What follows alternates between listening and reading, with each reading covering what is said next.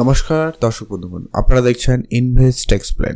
আজকের আলোচনা একটু অন্যরকম, যেটা হচ্ছে ইউপিআই লাস্ট আপডেট এসছে, যেটা নিয়ে ঠিক কি আপডেট একবারে সঠিক আলোচনা আপনাদের সাথেই করব। অনেকে অনেকভাবে ভুয়ো খবরে ভয়ভীত হয়েছেন, আপনারা ভুল ভাবছেন বিষয়গুলোকে অনেক কিছুকে। তো সেই প্রত্যেকটা বিষয় আজকের আমরা এই ভিডিওতে আলোচনা করে দেবো, ঠিক কি আপডেট কিভাবে রয়েছে। প্রথমে বলে রাখি, এই যে ইউপিআই সিস্টেম কন্ট্রোল করছে বলুন বা ম্যানেজমেন্ট যারা করছে তারা হচ্ছে এনপিসিআই বোর্ড। এবার বিষয়টা হচ্ছে এনপিসিআই ইউপিআইতে এই আপডেটগুলো নিয়ে এসছে কেন? সবার প্রথমে এটা কোশ্চেন। এক কথা যদি আপনাদেরকে বলা হয়, সেটা হচ্ছে ইউপিআই অ্যাপে বা সফটওয়্যারের লোডকে কম করার জন্য আপনার এই আপডেটগুলিকে কিন্তু নিয়ে আসা হয়েছে, যাতে আপনাদের ট্রানজ্যাকশান ফেল হওয়ার সম্ভাবনাটা কমে যায় এবং টাকা কেটে নিয়ে যে পেমেন্ট না হওয়ার ব্যাপারটা যাতে কন্ট্রোলে চলে আসে, তার জন্যই ব্যবস্থা। এবারে এখন আমরা এই পরিবর্তনগুলোকে এক একটা পয়েন্টে আপনাদের কাছে আলোচনা করব বিস্তারিতভাবে, এবং শেষে আলোচনা করব ওই ইউপিআইতে টাকা কাটার বিষয়টা নিয়ে। প্রথমে পেমেন্ট ব্যালেন্স চেকিং।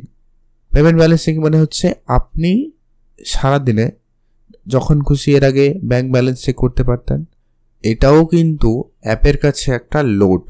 তাই এখন আগেকার মতো সারাদিনে আপনি যত খুশি আপনার ব্যাংক ব্যালেন্স চেক করতে পারবেন না। এরপর থেকে অর্থাৎ 1 আগস্ট থেকে যেটা শুরু হয়ে গেছে, নিয়ম চালু হয়ে গেছে, যেটা অনুপাতে আপনি সারাদিনে একদিনে ম্যাক্সিমাম 50 বার আপনার ব্যাংক ব্যালেন্স চেক করতে পারবেন। দ্বিতীয় যে আপডেট রয়েছে সেটা হচ্ছে অ্যাকাউন্ট লিস্ট।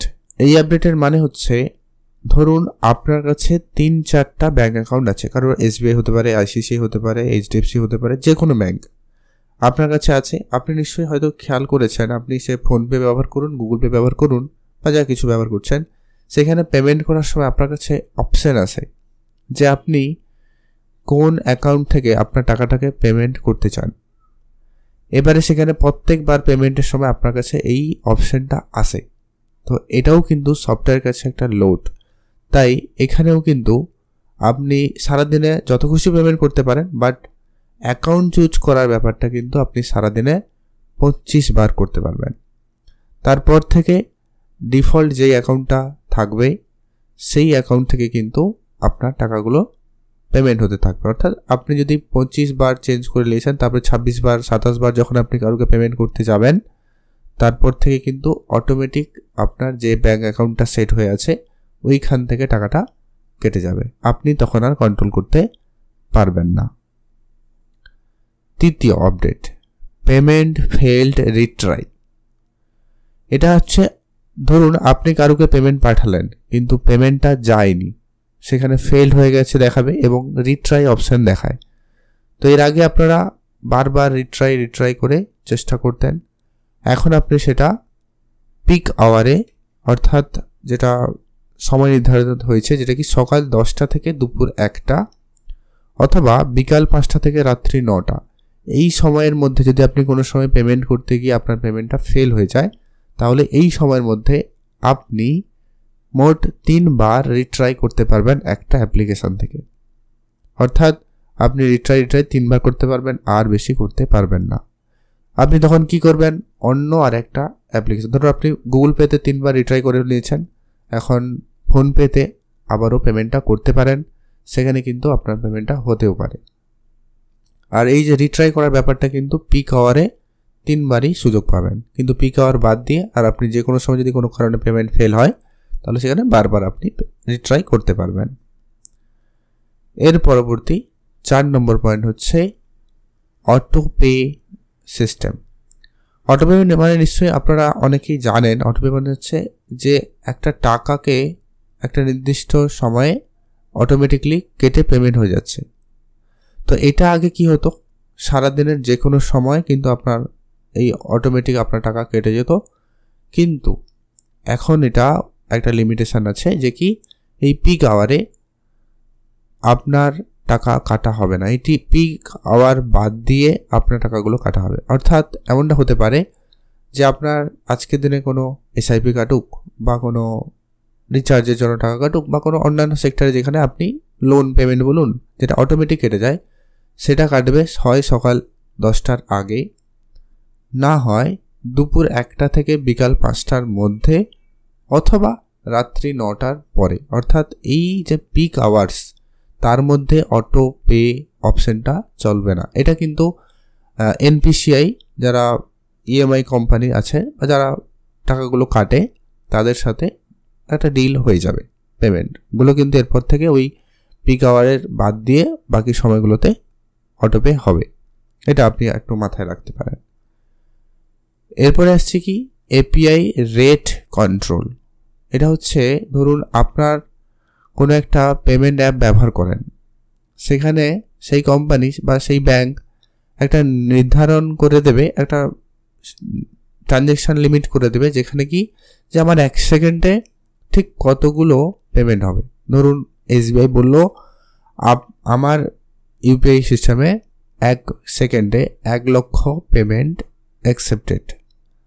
তার মানে হচ্ছে এইটার লিমিট আগে থাকতো না, যার কারণে পেমেন্ট ফেল হয়ে যাওয়া, আটকে যাওয়া, টাকা কেটে যাওয়া, এই বিষয়গুলো একটু বেশি হতো। এখন থেকে এবার কিন্তু এই কন্ট্রোলটা চলে আসবে যে একটা লিমিটেশন থাকবে যে 1 সেকেন্ডে এতগুলো, ধরুন 1 লক্ষ পেমেন্ট আমি রিসিভ বা ট্রানজ্যাকশান হবে। 1 লক্ষর বেশি যারা থাকবে তারা তার পরের সেকেন্ডে চলে যাবে। অর্থাৎ কারোর পেমেন্ট একটু 1-2 সেকেন্ড ডিলে হয়ে তারপরে কিন্তু পেমেন্টটা হতে পারে।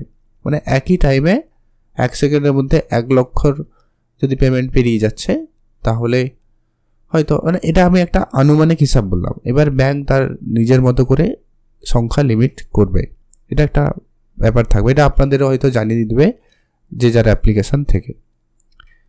এর পরবর্তী আপডেট হচ্ছে কি রিফান্ড আপডেট, যেটা হচ্ছে আপনি পেমেন্ট করছেন কিন্তু পেমেন্ট ফেল হয়ে গেছে, কিন্তু টাকা কেটে গেছে। এই ক্ষেত্রে যে টাকাটা ঘুরে আসার বিষয়টা, এটা আরও বেশি সিকিওর হবে এবং শক্তপোক্ত করা হবে। এটাই হচ্ছে এনপিসি এর নির্দেশ যে টাকা ফেরতের সময়টাকে আরও ফাস্ট করতে হবে এবং এর ট্র্যাকিং সিস্টেম থাকবে যে আপনি কাউকে টাকা পাঠিয়েছিলেন, তার আপডেটটা কি থাকলো, এই বিষয়টা আপনারা কিন্তু এবার থেকে বুঝতে পারবেন। মানে রিফান্ডের সিস্টেমটাকে বেটার হবে। আশা করা যাচ্ছে এই সিস্টেমগুলো যদি কন্ট্রোলে চলে আসে তাহলে পেমেন্ট ফেল হওয়ার সম্ভাবনাটা অনেকটাই কমে যাবে। এবার আসছি সেই গুরুত্বপূর্ণ বিষয় যেটা নিয়ে আপনারা অনেকে ভুলভাবে ইনফরমেশান নিয়ে আছে যে কি ইউপিআই করলে এরপর থেকে টাকা কাটবে। এটা কিন্তু নয়। ভারত সরকার বা ইউপিআই সেক্টর কিন্তু বলেছে, এখনও বলছে যে কোনো ইউপিআইতে কোনো চার্জেস কাটা হচ্ছে না বা হবে না।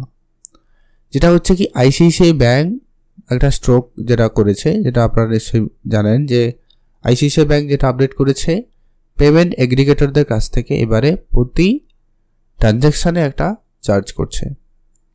পেমেন্ট এগ্রিগেটরদের কিন্তু এটা চার্জ দিতে হবে, আপনাকে কোনো চার্জ এই মুহূর্তে তো অন্তত দিতে হচ্ছে না বা হবে না। পরবর্তীতে কি হবে সেটা আবার আপডেটে আমরা আপনাদের সাথে আলোচনা করব। এই মুহূর্তে নিঃসন্দেহে আপনারা যে কোনো রকম পেমেন্ট করতে পারেন, তাহলে কোনো সমস্যা নেই। আপনাদের একটা সাজেশন দেব, আপনারা পরবর্তীকালে যেটা হতে পারে, যেটা এমনিও ব্যাংক বলছে, যেটা কি ব্যাংক টু ব্যাংক যদি আপনারা ইউপিআই অ্যাপের মাধ্যমে করেন, মানে ব্যাংক থেকে যে আপনাদের একটা করে অ্যাপ্লিকেশান দিচ্ছে বা এখন যে আছে যে যার ব্যাংকের, সেই ব্যাংকের অ্যাপ থেকে যদি আপনারা পেমেন্ট করেন তাহলে ইউপিআইতে কখনোই আপনাদের কোনো চার্জ দিতে হবে না। পরবর্তীকালে এই যে গুগল পে, ফোনপের কাছ থেকে পেমেন্টগুলো নিচ্ছে, যদি কোনো ব্যাংক নেওয়া চালু করে তাহলে আলটিমেটলি ঘুরে ফিরে কিন্তু সেই আপনাদের উপরে কিন্তু চার্জটা চলে আসতে পারে, তখন বিষয়টা আলাদা হবে। তো ওভারঅল যদি দেখা যায় সবথেকে সিকিউরভাবে বলা যেতে পারে পেমেন্ট কাটবে না আপনি যদি ব্যাংকের অ্যাপ্লিকেশান থেকে ডাইরেক্ট পেমেন্ট করেন, তাহলে ইউপিআইতে চার্জ কাটার সম্ভাবনা একেবারে নেই। আজকে ভিডিও পর্যন্ত। ভিডিও কেমন লাগলো অবশ্যই লাইক কমেন্ট করে জানাবেন, আর ভালো লাগলে ইনফরমেটিভ মনে হলে অবশ্যই শেয়ার করে দেবেন।